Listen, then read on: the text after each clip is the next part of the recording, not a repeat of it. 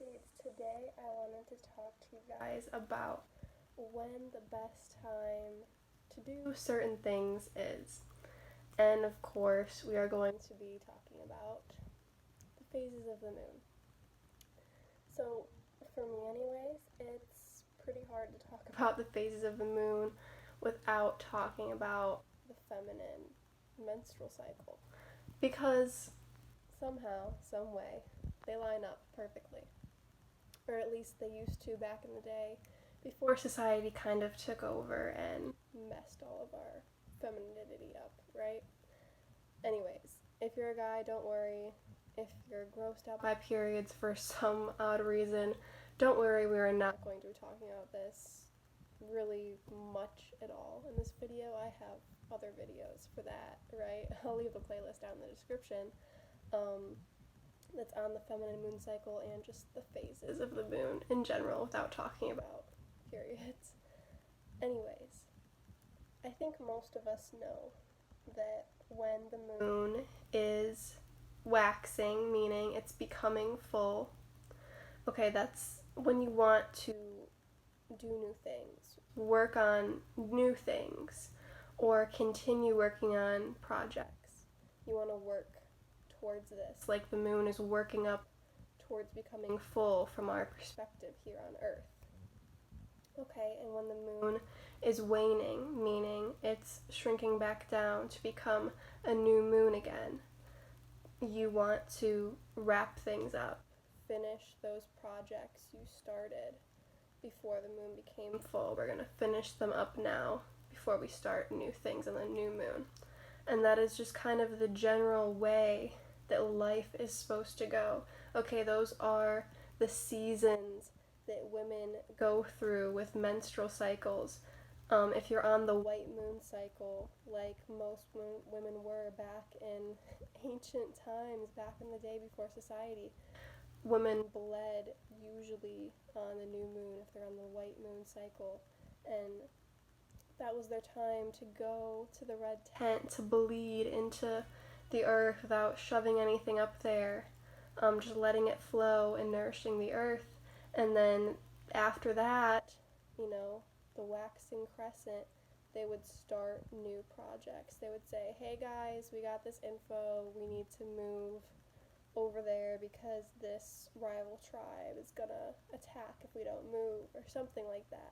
They would get this insight because, in the winter, when you're on your moon, during the new moon, you get this insight. Okay, so time of the new moon is time to retreat. Guy, girl, whoever. You don't have to have a period. Just when the moon is new, that is your time to either retreat or just already start new projects if you don't feel a need to retreat and refresh. But a new moon is a new beginning. You need to refresh and restart first. Then once it's waxing, once it's first quarter, you should already have these new projects, kind of on the way. And if not, it's okay. But this waxing moon is time to do that. Full moon. I'm filming this like a day after the full moon, and this full moon, it was in Capricorn. And I do want to say that when the moon is, I'm going to list off some of the end of the zodiac here, either in Scorpio, Sag, Capricorn for sure, number one, okay, and Aquarius and Pisces, like when the moon is in these signs, I feel, a great need to just manifest and have my manifestations, brought to life.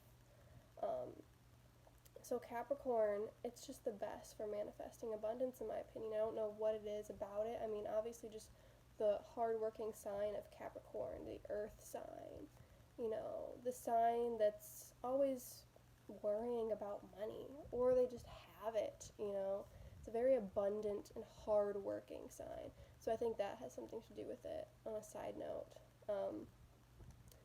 Anyway, yesterday I just had this immense feeling of wow, like I finished this document that I've been working on for literally years, and I come back to it and edit it every once in a while, and lately, the past few months, I've been editing it But now I am done with it until further notice. But I am happy with it now, and I've never been this happy with it. It's all edited into my format with no capital letters, good punctuation, but no capital letters because I'm weird like that and I don't like using capital letters unless I want to be formal. But all lowercase is my formal and my normal.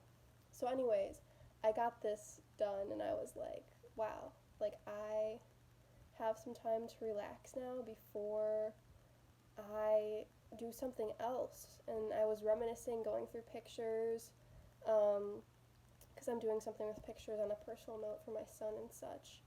But the full moon is when your manifestations are brought to life, and sometimes you can just finish projects then, but then it feels a little weird when the moon is waning and you're like, well, there's not really anything to finish. Kind of need to start something. So I mean, I guess I feel kind of weird and a little bit out of balance now. But I guess that's my reason for making this video, is to just kind of tell you just a little basic info of when you should do certain things. Obviously, do things at your own pace, but I think you'll just feel much more in flow if you go with the cycle of the moon, because I feel a little out of whack right now.